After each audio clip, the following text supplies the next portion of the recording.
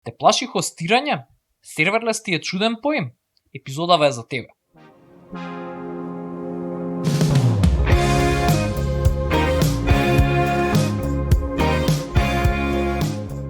Се сеќавам на едно време кога користевме фиксни линии за да се поврземе на интернет.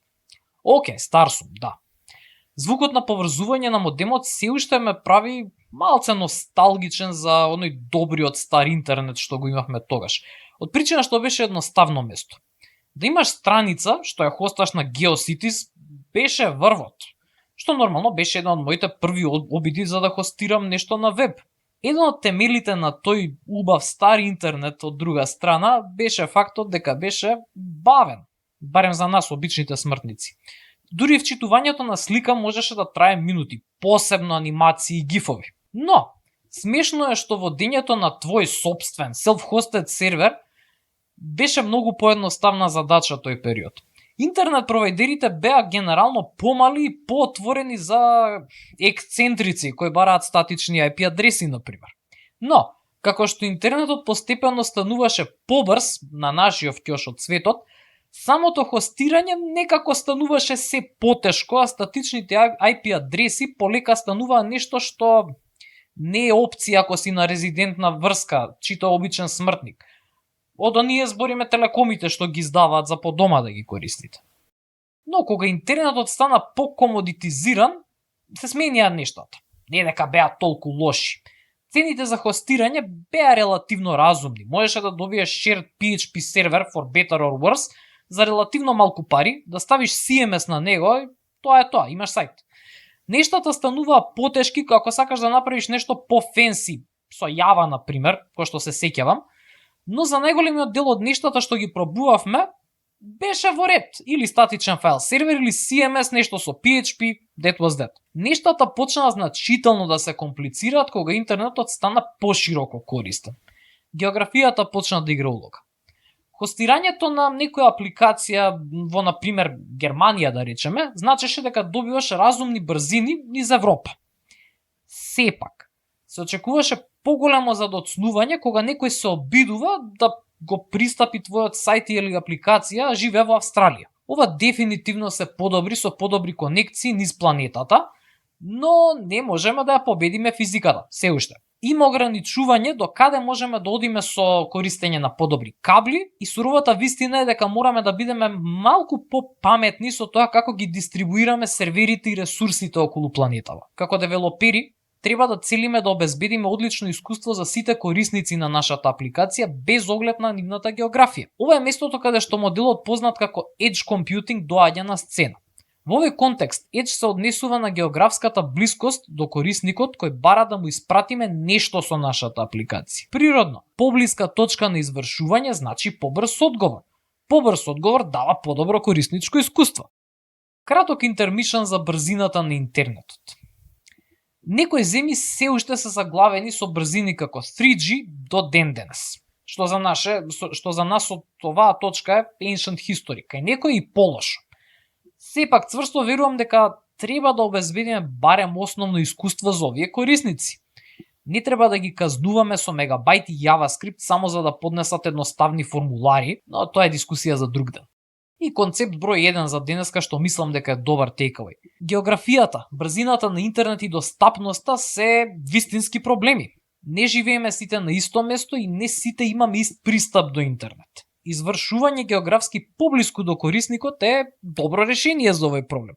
Овој пристап исто така познати како Edge Computing. Чисто да го исфрлам од системот.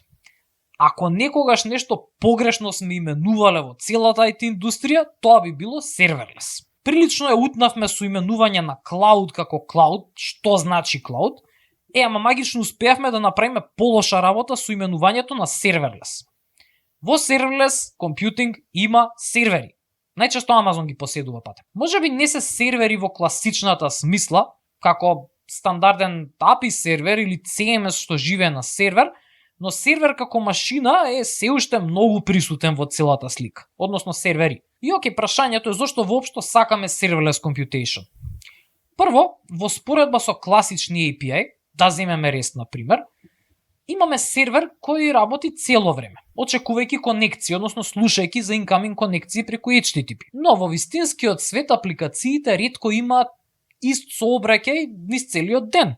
Па дефинитивно би имало финансиска смисла да ги намалиме нашите ресурси што ги користиме кај нашиот провайдер и како екстензија на тоа да бидеме еколошки свесни, помалце струја трошиме, нели? Тука ќе се повикам на мудроста на Википедија и ќе парафразирам нивната дефиниција на англиски, не ни проверив дали има на македонски. Serverless е модел на извршување во клауд околини во кој клауд провайдерот алоцира машински ресурси според сообраќајот, односно се грижи за серверите во името на клиентот. Serverless е исто така погрешен термин во смисла дека серверите се уште се користат од страна на провайдерите на клауд услугите. Мислам, сепак ова мора на некој компјутер да работи некаде, така? Сепак, девелоперите на serverless апликации не се самите директно одговорни за планирање на капацитетот, конфигурацијата до некој степен, управувањето, одржувањето, отпорноста на грешки или скалирањето на контейнери, virtual machines или физички сервери, која и да е формата во која што одбирате да го правите serverless компјутингот, затоа што има навистина многу. Според оваа дефиниција, предностите од извршување serverless функции во споредба со покласичните пристапи се очигледни. Теоретски, тоа е поевтин и поефикасен начин на користење на computational ресурси. Основната нивна градбена единица, односно функција, е едноставна извршна единица која се активира кога некој request ќе стигне до serverless провайдерот. Теоретски, ова е полесно за работа, за development, бидејќи е stateless. Не чуваме ништо што е state на самиот контейнер или VM или слично. Не е полесно за дебагирање во секој случај, бидејќи повеќето cloud провайдери ви даваат некои специфични алатки за логирање и за увид што всушност се случува внатре во serverless нештото. Дали е тоа хостиран контейнер или виртуелна машина и така натаму. Алатките што ги нудат, барем по моето искуство, не е се баш на user/developer friendly, ама и моделот е така, релативно нов да речеме, па и developer experience-от според тоа би требало да се подобри со текот на времето.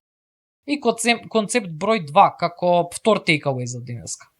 Класични и секогаш активни APIs немаат смисла за секој проблем. Поевтино е и поприфатливо за ресурсите да се активираат по потреба.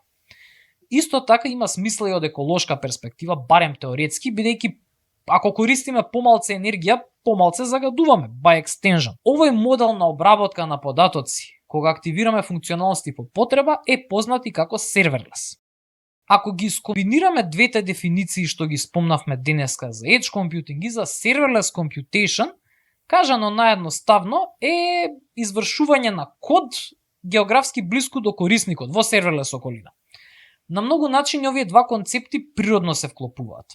Употребата на ресурсно свесни функции географски поблиску до корисниците ги комбинира предностите и од дефинициите што ги споменавме претходно. Поевтино е, поеколошки издржано, додека корисниците теоретски добиваат побрз одговор, бидејќи самиот computation се случува географски блиску до нив. Кога немаме дистанца, побрзо добиваме одговор, така. Ќе земам еден реален пример на кој што работев пред известно време. Имавме апликација на која што правевме екстензија на функционалности и корисниците требаше да поставуваат слики кои требаше да се реформатираат според екстензија, файл type, да им се сменат димензии, потоа да се зачуваат во storage и повторно бидат вратени на корисникот за некаков approval процес да ги погледне. Се очекуваше побарувачката за овој сервис да варира значително низ денот. Секако нема да имаме ист број на реквести во секој даден саат. Функционалноста исто така беше фундаментално поразлична од тоа што главното API на апликацијата го правеше. Во ова сценарио одлуката за serverless беше релативно очигледен избор, бидејќи имаме специфична услуга што живее надвор од главното API, која што по потреба ќе активираме и ќе има различен сообраќај во различни времиња. Покрај тоа, извршувањето на функциите блиску до корисниците, значи edge computing, ќе им овозможи брз одговор, ако процесирате слики, сакате брз одговор. И затоа ова имаше смисла исто така да биде дистрибуирано на edge. Сториджот, естри во оваа ситуација, беше зад CDN, што значи дека и дистрибуцијата на ресурсите, дури и после иницијалното процесирање, е оптимизирана за edge. Поред тоа, За овој случај имавме целосно edge оптимизирано решение што функционираше прилично добро за проблемот што го решававме. Сепак, би препорачал серверлес само за некои сценарија. Класични монолитни APIs, без разлика на протоколот, REST, GraphQL, RPC, што и да одберете, се уште одлично решение за повеќето проблеми и монолитите, барем по моје искуство, се значително полесни за разбирање и за следење. Не секој проблем му треба да скалира на милиони и милиони корисници. Тоа во споредба со флота од серверлес функции барем мене ми звучи како полесно за одржување. Ова е проблем на, мислам, инфраструктура и тулинг, бидејќи во идеален свет би можеле да ја добиеме користа од монолитен developer experience, додека во диплој степот би диплојувале дистрибуирано. Како што спомнав и претходно, целиот домен е релативно нов. Не дека имаме некои посебни стандарди, реално сите се надпреваруваат и има многу простор за подобрување. Очекувам developer experience-от значително да се подобри со текот на времето. Комбинацијата на обработка на Edge со serverless е природен избор во многу сценарија. Класичните APIs и монолитните решенија се уште мене лично ми се прв избор за најголем дел од софтверот што го пишувам. Како што кажав, не се скалира на милиони и милиони или има потреба да скалира на милиони. Сепак, има одредени проблеми што е сосема соодветно да бидат решени на дистрибуиран начин, да работат on demand и да работат географски блиску до корисниците. Ви благодарам за прегледот, за секој лайк и subscribe. Се гледаме во четврток.